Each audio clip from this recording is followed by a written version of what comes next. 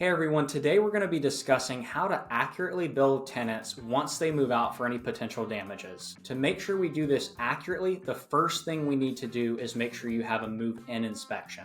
This can be done by yourself, an inspector of your choice, either one, but you also want to make sure the residents themselves are conducting their own inspection within 72 hours of move-in. What we're going to do is we're going to reference these whenever the residents move out, so that way we're comparing apples to apples.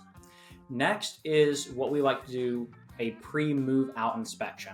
Let's say you know the residents are moving out in a month or two. What you can do is go ahead and start getting an idea of what potential damages are there, what's normal wear and tear, so you can go ahead and order parts and pieces if needed, or if you need to go ahead and just start planning to get those taken care of once they've moved out. Lastly is the actual move out inspection. This is what we're going to conduct once the residents have completely remove themselves and their belongings from the property.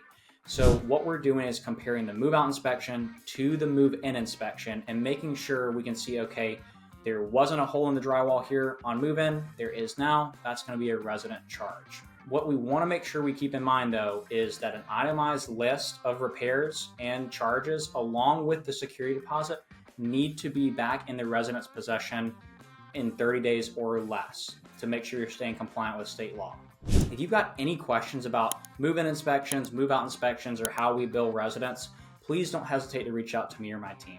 I'm Fryga with Tide Property Management, and we look forward to hearing from you.